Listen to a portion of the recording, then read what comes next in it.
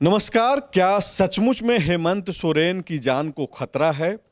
क्या ईडी की कस्टडी में उन्हें मारने की साजिश रची जा रही है? दरअसल एक गंभीर आरोप झारखंड मुक्ति मोर्चा ने लगाया है। झारखंड मुक्ति मोर्चा ने एक प्रेस कॉन्फ्रेंस किया और उसी प्रेस कॉन्फ्रेंस में ये बातें सामने आई। सुप्रियो भट्टाचार्य, जो झारखंड मुक्ति मोर्चा के महासचिव हैं, प्रवक्ता हैं, उन्होंने यह गंभीर आरोप ईडी पर लगाया है और बाकायदा ये कहा है कि जिस तरीके से हेमंत सोरेन को ईडी की कस्टडी में रखा जा रहा है, यह प्रयास किया जा रहा है कि उनको मार दिया जाए। हमारे साथ इस चर्चा में मनोज पांडे रहेंगे और सनी शरद भी मौजूद रहेंगे। आज तीसरी दफ़ा हेमंत सोरेन को ईडी ने और 3 दिनों के रिमांड पर ले लिया है। रिमांड लेने के पहले जो ईडी ने कोर्ट में जो चीज़ें सबमिट की है, उसमें क्या कुछ है और किस तरीके का सनसनीखेज खुलासा किया है, इन दो बिंदुओं पे हम लोग चर्चा करेंगे। सबसे पहला सवाल मनोज पांडे से है कि पांडे जी, झारखंड मुक्ति मोर्चा का जो ये आज आरोप है कि ईडी हेमंत सोरेन को मार भी सकती है और जिस तरीके से उन्हें रखा जा रहा है वो एक प्रयास किया जा रहा है, इसको कैसे देखा जाना चाहिए? क्या ये पॉलिटिकल आरोप है या फिर इसमें कोई दम भी आपको दिखता है? देखिए, जिस तरीके से हेमंत सोरेन के वकील और एजी ने मुद्दा उठाया था कि उनको जो बेसमेंट होता है उसमें रखा गया है। आप सिक्योरिटी रीजन से आप रख रहे हैं बेसमेंट में कि वहाँ कोई नहीं जाता, एक नीचे का एंट्रेंस है, बाकी सब रूम तो एक दूसरे से अटैच होते हैं, लेकिन वहाँ पे कह रहे हैं कि ना हवा का ना ही रोशनी का कोई विकल्प है, मतलब आर्टिफिशियल लाइट पे आपको बल्ब के सहारे है या पाइप के सहारे है, ये सब सारे बात कही गई थी। तो इतनी यातनाओं से जोड़कर देखा जा रहा है कि क्या ये यातना देने की कोशिश हो रही है। अगर आपसे मान लीजिए न्यायिक हिरासत में है कोई व्यक्ति, तो क्या ये जानबूझकर टॉर्चर करने का तरीका है?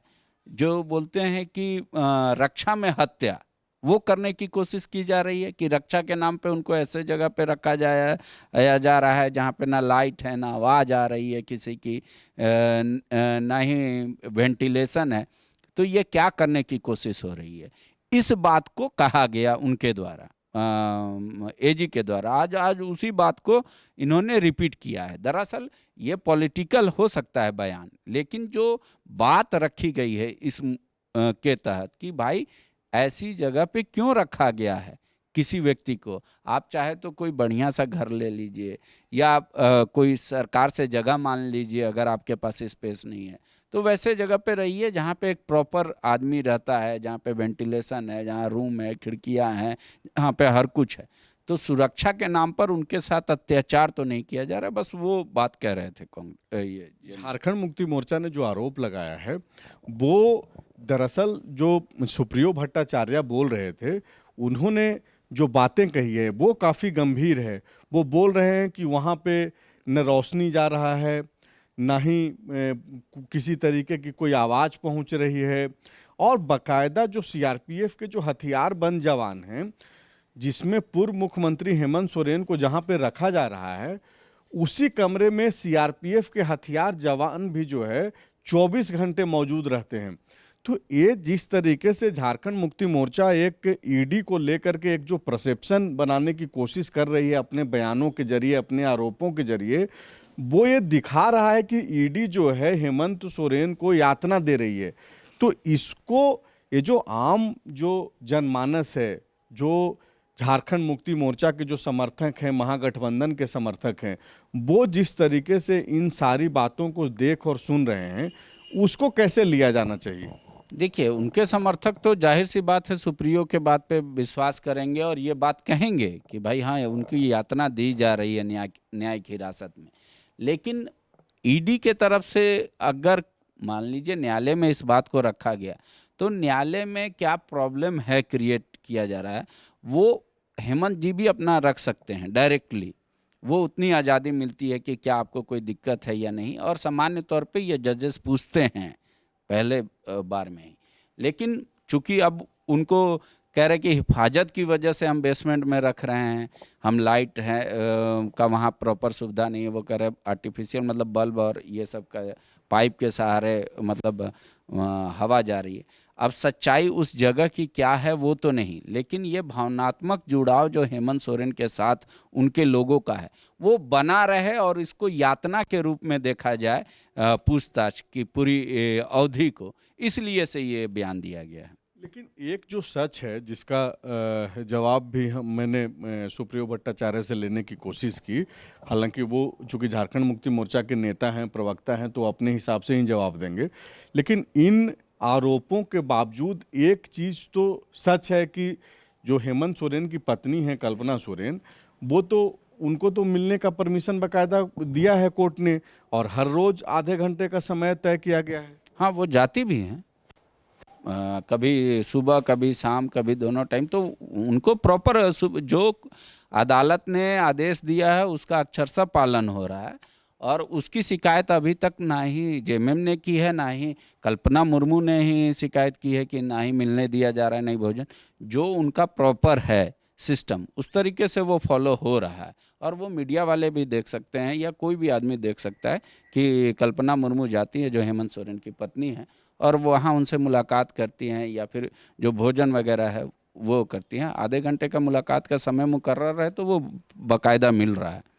तो ये तो जो झारखंड मुक्ति मोर्चा का जो आरोप है, भले ही इसको आम लोग, आम जो दर्शक हैं वो पॉलिटिकली भी ले सकते हैं, या फिर जो झारखंड मुक्ति मोर्चा और महागठबंधन के जो समर्थक हैं वो इसको गंभीरता से भी ले सकते हैं, लेकिन जिस तरीके का आरोप झारखंड मुक्ति मोर्चा ने लगाया है वो बेहद ही गंभीर है, संगीन है।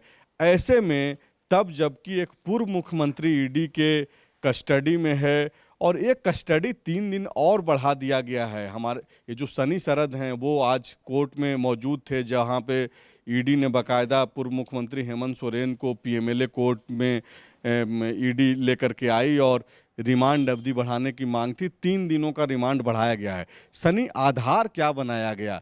चूँकि 5 दिनों का पहली दफ़ा मिला था, दूसरी दफ़ा 5 दिनों का रिमांड मिला और अब से फिर से जो है 3 दिनों का रिमांड मिला है। हाँ बिल्कुल, देखिए इसका जवाब तो देंगे, लेकिन इससे पहले जिन बातों पर आप चर्चा कर रहे थे उस पर एक चीज़ और क्लियर दर्शकों को कर देना बेहद ज़रूरी है।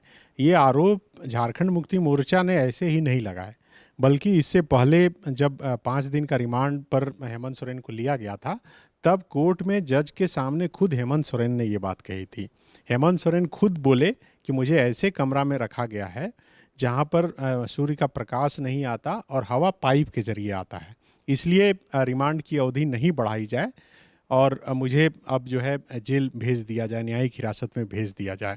उसके बाद ही बाहर उसी दिन जो एजी हैं, महाधिवक्ता हैं राजीव रंजन, उन्होंने आकर मीडिया में बयान दिया और बाकायदा इसको एक मुद्दा कहा जाए ये बनाया गया। अब रही बात कि आज क्या हुआ। आज हेमंत सोरेन करीब 1 घंटे तक पीएमएलए कोर्ट में मौजूद रहे, लेकिन आज हेमंत सोरेन बदले बदले नजर आए। आज 1 घंटा के दौरान वो कुछ भी नहीं बोले कोर्ट में, पूरी तरह से गुमसुम थे, खड़े रहे, बैठे रहे, जैसे भी रहे। चूंकि अंदर किसी पत्रकार को जाने की इजाज़त नहीं, खबरें हैं उसके मुताबिक वो बैठे नहीं, पूरे कार्यवाही के दौरान, प्रोसीडिंग के दौरान वो खड़े रहे और कुछ बोले नहीं। ईडी के तरफ से जो प्रोडक्शन पिटीशन डाला गया कि आखिर क्यों रिमांड की अवधि बढ़ाई जाए, पहले तो 4 दिन का प्रे किया गया था कि 4 दिन रिमांड अवधि बढ़ाई जाए, क्योंकि 5-5 दिन पहले हो चुका है, 10 दिन, और माना यही जाता है कि 14 दिनों तक रिमांड जो है एक केस में लिया जा सकता है। अमूमन यही देखने को मिला है, उससे ज़्यादा भी हो सकता है या फिर किसी दूसरे केस का हवाला देकर फिर से रिमांड अवधि बढ़ाई जा सकती है। लेकिन फिलहाल 4 दिन बचा था तो 4 दिन प्रे किया गया था ईडी की तरफ से।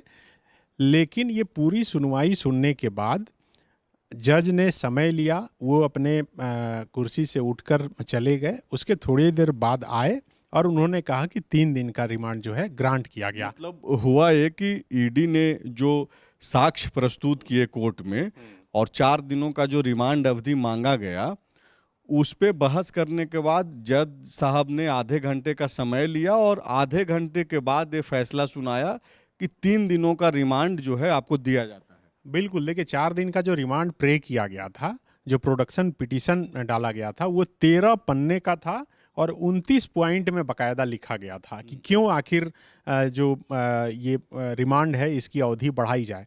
इस पर बाकायदा बहस हुआ। इधर से हेमंत सोरेन की तरफ से अधिवक्ता ये बोले कि ये उसी ग्रांट पर फिर से रिमांड अवधि बढ़ाई जा रही है जो पहले से पूछताछ हो रही है। ईडी की तरफ से कहा गया कि हेमंत सोरेन जो है पूछताछ में सपोर्ट नहीं कर रहे हैं, बता नहीं रहे हैं सही, इसलिए रिमांड की अवधि बढ़ाई जाए। इसके अलावा पॉइंट वार जो है कई चीज़ें जो है वो आज महत्वपूर्ण चीज़ें निकलकर सामने आई, जिसमें कई चीज़ों का जिक्र हुआ।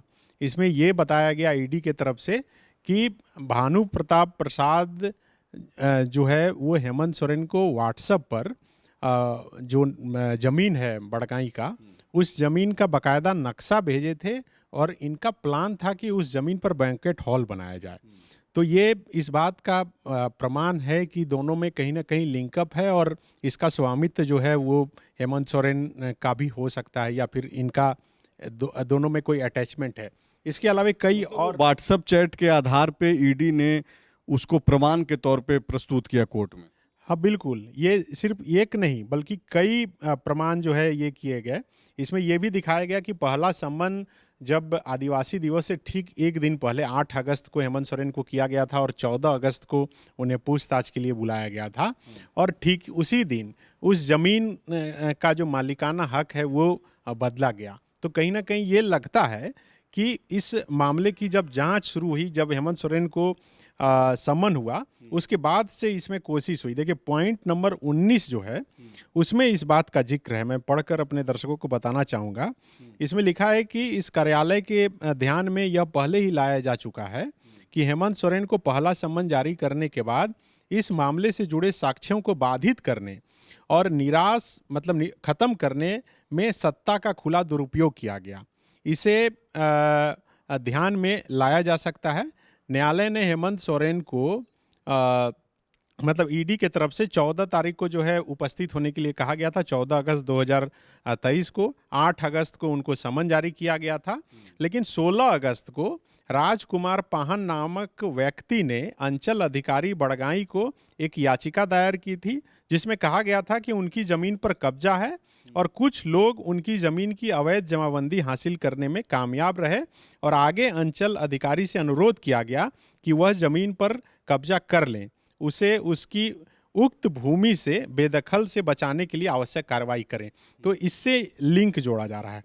इसके अलावा देखिए 15 नंबर पॉइंट में ये बताया गया कि भाई 539 पन्ने का जो व्हाट्सएप चैट है ये तो पहले ही मीडिया में भी ये खबर आ गई कि ये बरामद हुआ है, लेकिन अब एक नया व्हाट्सएप चैट जो है करीब 201 पन्ने का जिक्र किया गया है ईडी के तरफ से कि ये मिला है और इसमें भी कई अहम सुराग जो है मिले हैं जिसके संबंध में पूछताछ करनी है। इन जो 201 पन्नों का जिक्र है उसमें क्या कुछ है वो नहीं बताया गया? नहीं, उसमें बताया गया। उसी में 201 पन्ने में ही इस बात का जिक्र है कि जो बड़गाई का ज़मीन है उसका नक्शा शेयर किया गया और उस नक्शे पर उस जमीन पर कैसे बैंक्वेट हॉल बनाया जाएगा इसका भी जिक्र किया गया।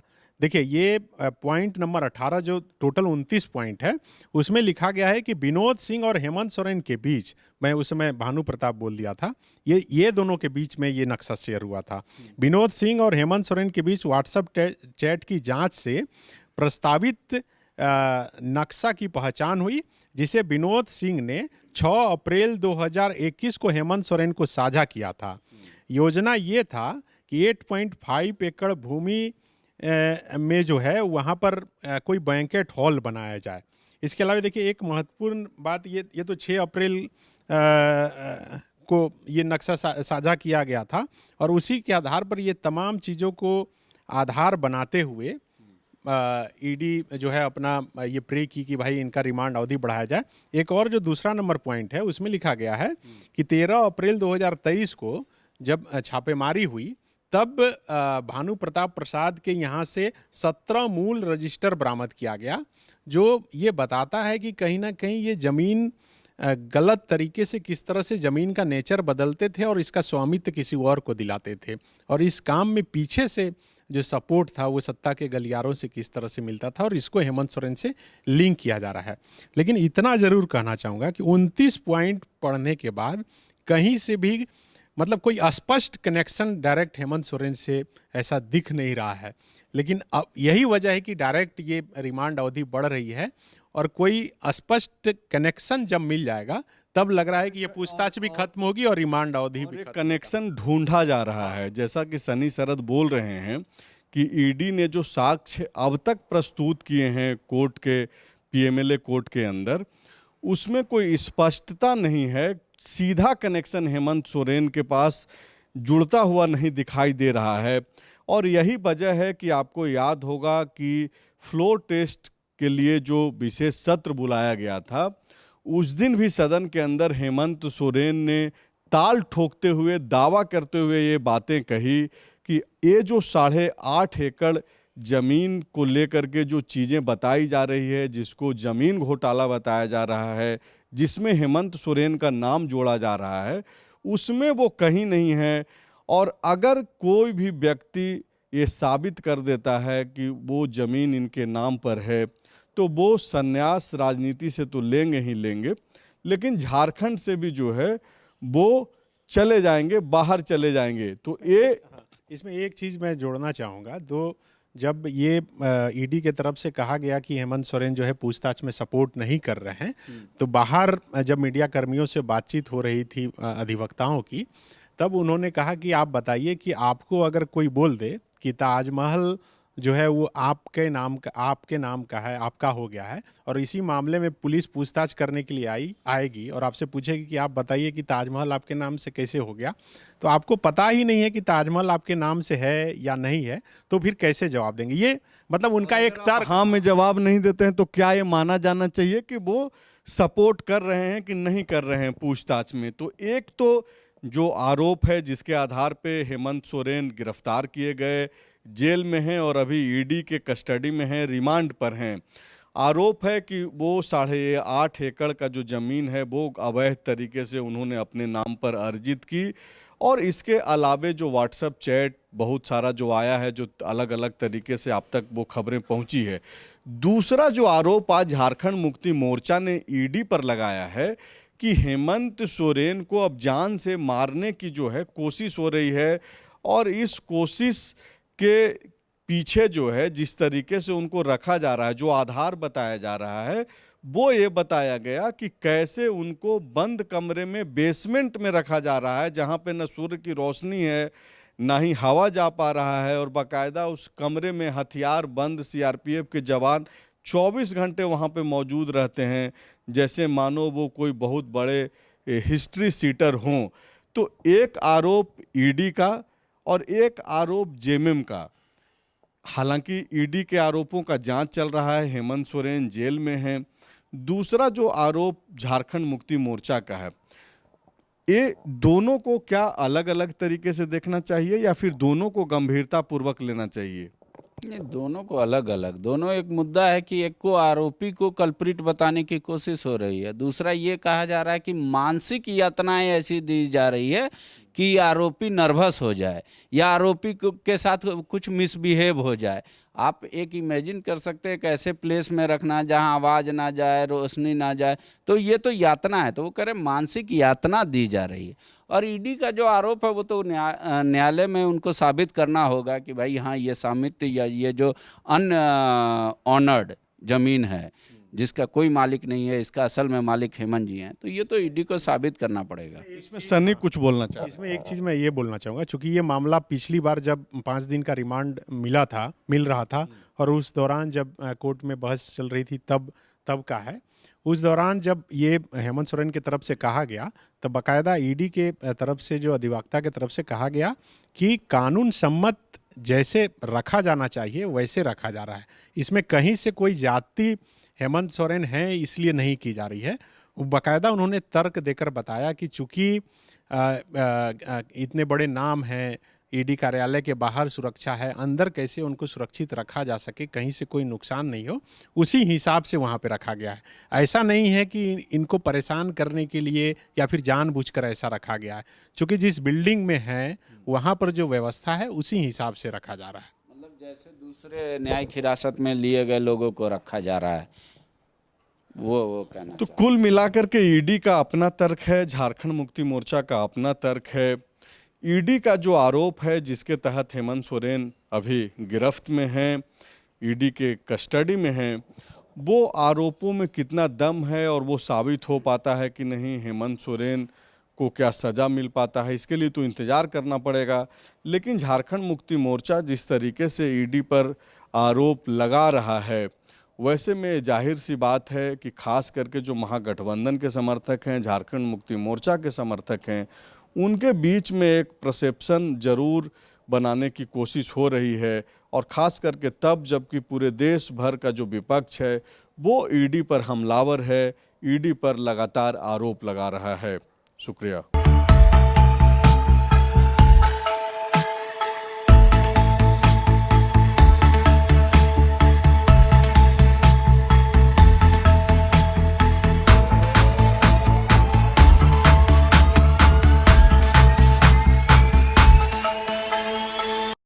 thefollowup.in. Like, share, and subscribe. www.thefollowup.in